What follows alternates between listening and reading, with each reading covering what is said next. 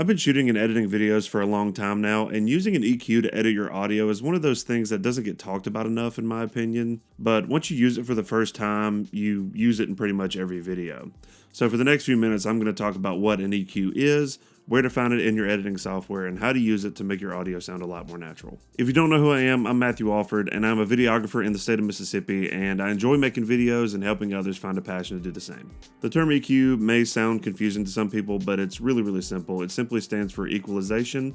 So audio exists from low to high frequencies, and what you're going to do with an EQ is go through and make sure that all your frequencies sound natural. Well, how do you do that? You find anything that sounds unnatural and you simply lower it. And we'll get to that in a minute. But that's the key word I want you to hang on today in this video is the word natural.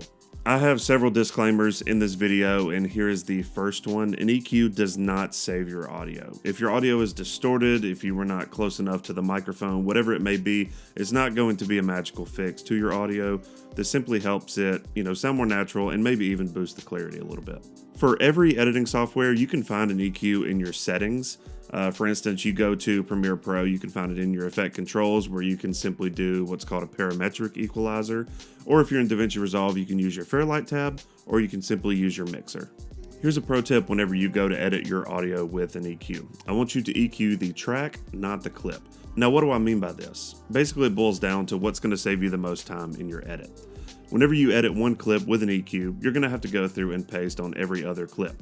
But when you do it with the track, you can do it on the entire audio track. For instance, audio track 1, you could do it all at the same time. Now, if your subject changes location or you have a different subject, you might want to open up another EQ because voices are different, and then when you add another location, different things like air conditioning, noise, room tone, a lot of things can affect your audio, so it's good to add it to another track.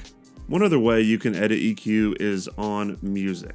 You're not editing the music as it was mixed. What you're doing is making room for your vocals. Let me kick you a scenario. Have you ever been editing and you've noticed that even when you turn down your music, your vocals that are sitting above it just aren't really cutting through? But with an EQ, you can go in and find the frequencies where your voice is sitting and simply lower them. That way your voice cuts through the mix. This leads me to another disclaimer. This is my method that I like to use. A lot of different audio professionals have their own tips and tricks that they will use, but I can assure you that what I'm teaching you is going to give you really good results, but I do want to add a disclaimer. This is my method. So welcome to Davinci Resolve. We're going to do a little walkthrough on that's the key word, how I EQ my audio. What we're going to do is walk through this clip. I found a lovely excerpt from the Sony a7S III camera manual, which is the camera I'm shooting on right now, and you'll enjoy. Figured I'd read something random. So this audio was recorded on the Rode NTG5. This is my microphone that I currently use. It's got a windscreen on it just because I like the way it looks. But anyway, we will get into it. You have your lower frequencies down here, and it's measured in hertz. And then you have your higher frequencies up here just above 16,000. And I'm going to play my voice. That way you can see where my voice falls. You'll see a waveform pop up kind of through here, and you'll see kind of where my voice lives. By establishing a Bluetooth connection between the camera and smartphone, you can perform initial camera setups such as date and time settings from the smartphone. Install the dedicated application on your smartphone in advance and then follow steps 1 to 3 under procedures for initial camera setup. So that's a lovely excerpt from that manual. But that's where my voice lives. And what you're going to do is, within my voice, you're not going to try to bring anything else. I mean, maybe on the higher end, we'll get to that in a second, but you're not going to try to bring a lot of other stuff that isn't there to life. You're going to use what's already there, and you're going to edit that audio as is. And hopefully it'll make more sense, and feel free to drop your questions in the comments. First thing you always do, one thing that I do when it comes to editing any audio on an EQ is a high-pass filter, mainly with dialogue. That's no disclaimer. I have a high pass. I always put that on first, and you want it as tight as possible. So you have your, right here, you can set on Davinci Resolve. It's different on other ones. You can make it a lot tighter, but on Davinci Resolve, that's the tightest you can go. You want that bell curve to be as steep, as almost as close to 90 degrees down as you can get. Let me move some of these other bands out of the way, and we're going to get started. So typically a good rule of thumb when it comes to editing audio and putting a high pass filter on is around 150 hertz. And that varies from voice to voice because my voice It's deep, but it's not as deep as a lot of people. Not like a Morgan Freeman or something that's got a little bit more gravel to it. Typically, for my voice, about 150. And as you'll learn with a lot of this stuff, once you move it into place, you may have to tweak it because you may move further down and you'll realize you may have to go back and do something. But what we'll do each time is play the audio and show you the difference. Hopefully, you can hear the difference. So here's my voice with 150, a roll off at 150 hertz. By establishing a Bluetooth connection between the camera and smartphone, you can perform initial camera setups such as date and time settings from the smartphone. You can see it's not really doing too much, but it is kind of good because typically the good rule of thumb is you say there ain't nothing down there anyway that you need. Stuff that lives down here is not really human, so you don't really need it, so you're going to roll it off. And if you have a higher pitched voice, you're going to want this a lot higher, not up to 200, but if you have someone like a Morgan Freeman or someone with a deeper voice, you want your high pass to be a little bit lower, but it's all really to taste. So just kind of adjust it until you get rid of what you want to get rid of. So that's the first band. I'd say it's pretty good at about 150, and we're going to move to the second band. And this is when you start scrubbing. So what you're going to do is you're going to raise the gain of it.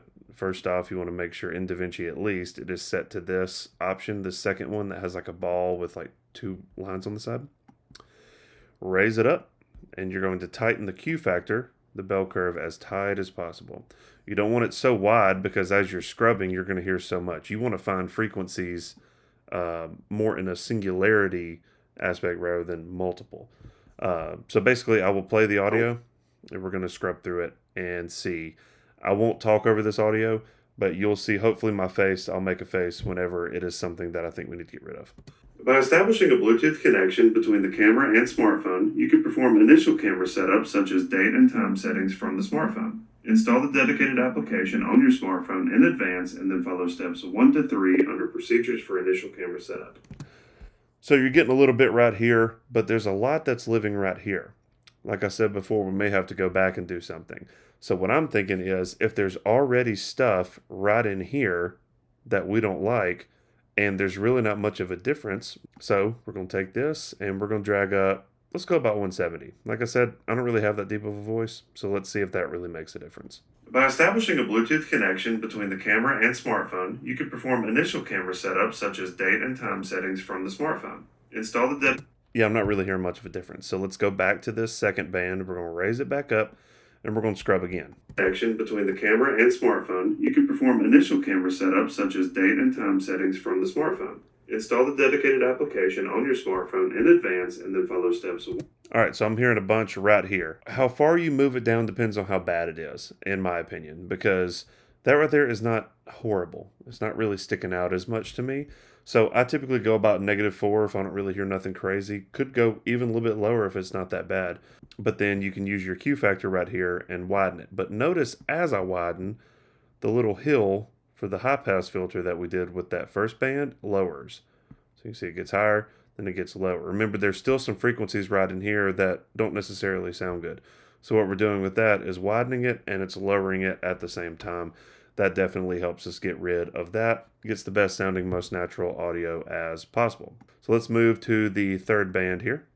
By establishing a Bluetooth connection between the camera and smartphone, you can perform initial camera setups such as date and time settings from the smartphone. Install the dedicated application on your smartphone in advance and then follow steps 1 to 3 under procedures for initial camera setup. A lot of nastiness coming in around 2000, but there is a little bit previously.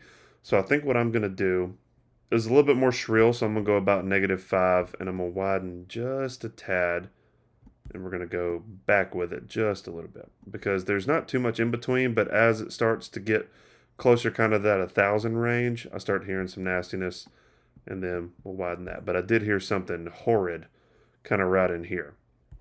So let's see if we may need to come back. So let's go to the fourth band, keep moving forward.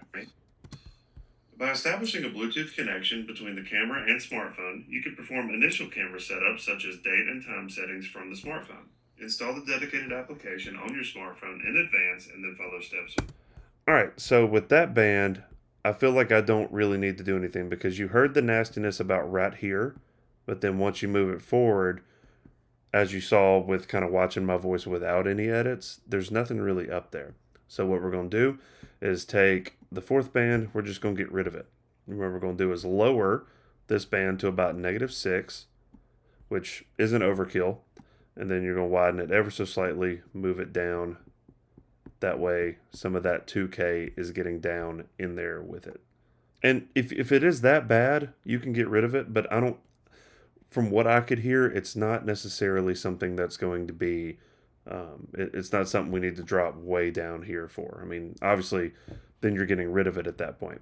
But with a good microphone and with a good room, you're hopefully not going to have that much nastiness.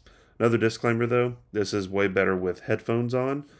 Just going based off computer speakers, but I can definitely hear what's going on. Been doing this for a while, so I can hear a little bit of what's going on with this. But headphones are typically the best way, and I say the best way to do it in general, but the best way to learn to hear what you need to hear. I didn't hear anything nasty up here, so we will check though. We're going to move that up, tighten it, play the video again. By establishing a Bluetooth connection between the camera and smartphone, you can perform initial camera setups such as date and time settings. Yeah, that's just a lot of high squeal stuff that's not really cutting through. Even, when I lower this, watch, it's not going to be really anywhere. By establishing a Bluetooth connection between the camera and smartphone, you can perform initial camera setup. It's just not really as noticeable in the mix. So a lot of people will throw what's called a low pass filter on, where they can roll off their stuff up here. But like I said, it's a little bit subjective. Like, you can do some things in more of an artistic way, but there are some objective things you do. I think a lot of people agree a high pass is like one of the best things you can put on your audio, but I don't necessarily put a low pass on the higher end of my audio at all. I like to boost the higher end. Like, I like to refer to it as like the hissiness of the voice that makes it sound more clear, and it can almost make a microphone sound a little bit nicer, but you can go really overboard with it. So what we do is, you're going to notice as we move this, and we're going to change the Q factor back to normal, and it may help us a little bit, but we'll see. And we're going to raise this up where you could see the level, but you want to raise it just a little bit where it provides a little bit more clarity in the voice. I'm going to play the video, that way you can hear what's going on, and I'll raise it as we go. By establishing a Bluetooth connection between the camera and smartphone, you can perform initial camera setups such as date and time settings from the smartphone. Install the dedicated application on your smartphone in advance, and that'll give you a little bit of a boost on the higher end to make your audio sound a little bit more clear. Your EQ may look similar, but it's not going to be exactly the same as this. Your voice, although it may be in the same room or same type of room, it's not going to sound the same because our voices are different. May be similar, but there may be other stuff in your voice that may need getting rid of, and all voices are different. So this is just a little bit practical way to do it. If you have any questions, drop it in the comments, but this is how I do it, and I think it can really help you making your audio sound that much better. As we conclude the video, I want to tackle another disclaimer. Obviously, having a nicer microphone affects your audio, and it'll sound a lot better even after an EQ, but you can be rest assured that even the microphones that you have that may be more budget friendly, you can use an EQ to make them sound more natural and even boost the clarity to make them sound a little bit better. If your audio has ever held your videos back, you can be rest assured that an EQ is going to help your audio sound that much better. On this channel, I share a lot of tips and tricks about anything videography, and if you enjoyed this content today, consider subscribing. And if you're curious about the audio gear that I use, feel free to go down to my Amazon storefront link, which will be in the video description. You can see all the gear I trust and even use it as a reference when you are setting up your audio bag. But if you enjoyed this video, leave it a like, subscribe, and I'll see you in the next one.